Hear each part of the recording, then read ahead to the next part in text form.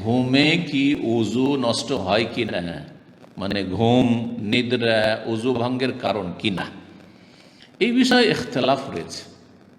4-5টি মত রয়েছে। তার মধ্যে যেটা বেশি শক্তিশালী, ইখতিলাফ সাধারণ জনগণের জন্য অত বেশি জানার প্রয়োজন নেই। একদল একবার এই প্রান্তে, আর একদল এই প্রান্তে, আর মাঝামাঝি কিছু ফতোয়া রয়েছে। একদল বলছেন যে যে কোনো ঘুমে উজু নষ্ট হয়ে যাবে, হালকা ঘুমাইলো আর বেশি গভীর ঘুমাইলো আর বসে ঘুমাইলো আর শুয়ে ঘুমাইলো, উজু নষ্ট হয়ে যাবে। আর একদল একবারে এর বিপরীত, কোনো ঘুমে উজু নষ্ট হবে না, কোনো ঘুমে উজু নষ্ট হবে না, জাহিরি মত। জি, একদল বলছেন যে বসে বসে যদি ঝিমায় তাহলে উজু নষ্ট হবে না, কিন্তু বসে বসে গভীর না হয়, যে হেলান দিয়ে আছে যদি ওটা টেনে না হয় তো উল্টে পড়ে যাবে, এমন না। এগুলি ওলামাদের ইজতিহাদ। আর শুয়ে শুয়ে যদি চিত হয়ে হয় বা শুয়ে শুয়ে হয় তাহলে উজু নষ্ট হয়ে যাবে, এগুলিও ইজতিহাদ। যেটা শক্তিশালী মত সেটাতে চলে আসি, যদি ইখতিলাফের একটু ইঙ্গিত করেই দিলাম। সেটা হচ্ছে আন্নামুল খফিফ, আর একটা হচ্ছে আন্নামুল কাসীর বা আমিক।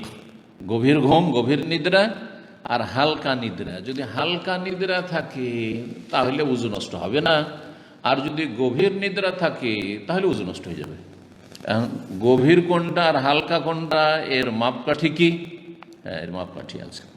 সেটা হচ্ছে এমন হালকা ঘুম আছে যে যেই ঘুমে সচেতন, হ্যাঁ, দিমাগ সচেতন আছে, দিমাগকে একবার ঢেকে নেয়নি ঘুমে, আর আপনি উপলব্ধি করছেন আশেপাশে কথা বলছে কেউ, বুঝতে পারছেন যে কে কী কথা বলছে, বুঝতে পারছেন।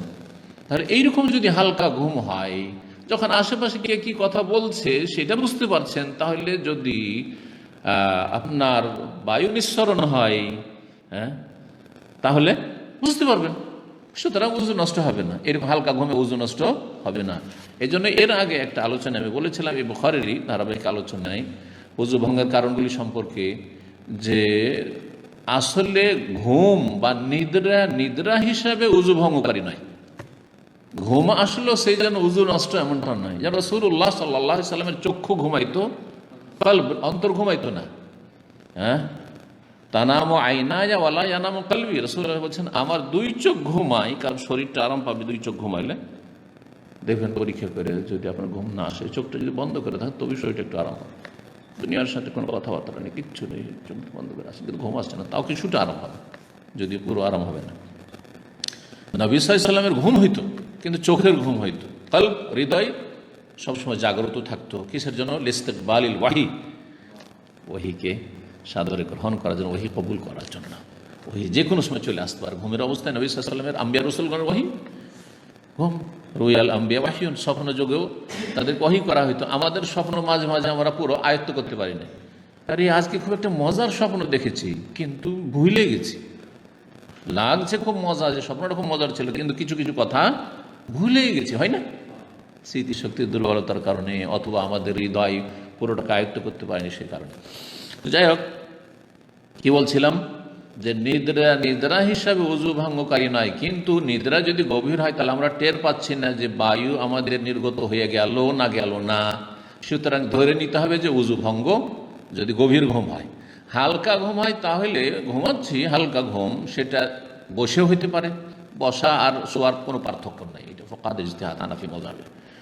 বসে হোক, হেলান দিয়ে হোক, অথবা আপনার শুয়ে হোক, চিথে হোক, কাঁথে হোক, যে কোনো অবস্থায়, কিন্তু হালকা যদি ঘুমিয়ে থাকে আর সব কিছু টের পাচ্ছে, তাহলে উজু ভঙ্গের কারণ নয়, উজু ভঙ্গের কারণ নয়। আশা করি এই বিষয়টি স্পষ্ট, এবং এটি হচ্ছে সবচেয়ে শক্তিশালী মত।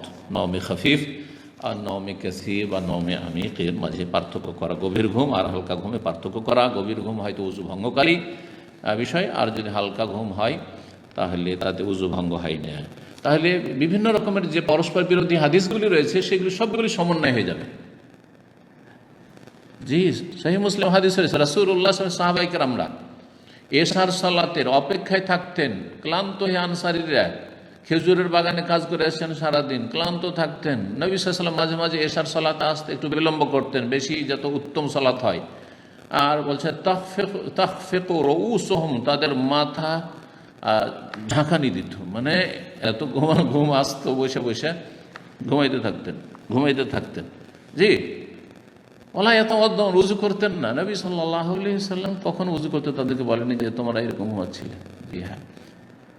আর রাসূলুল্লাহ সাল্লাল্লাহু আলাইহি ওয়াসাল্লামের কখনো নাক ডাক হইতো, আর রাসূলুল্লাহ সাল্লাল্লাহু আলাইহি ওয়াসাল্লাম ঘুমাইতেন এই ফজরের আপনার আজান আর ইকামতের মাঝখানে। বেলাল রাদিয়াল্লাহু তাআলা গিয়ে বলতেন, তো তারপরে সালাত পড়াইতে আসতেন, উজু করতেন না। যাই হোক, হালকা ঘুম যদি হয় আর আপনি টের পাচ্ছেন 1-2 মিনিট 5 মিনিট হয়েছে কিন্তু হালকা ঘুম, তাহলে উজু ভঙ্গ হয়নি। কিন্তু ধরেন 20 মিনিট 25 মিনিট হয়ে গেছে, আধা ঘন্টা হয়ে গেছে, ঘুম গভীর হয়ে গেছে, তাহলে উজু করে নেন।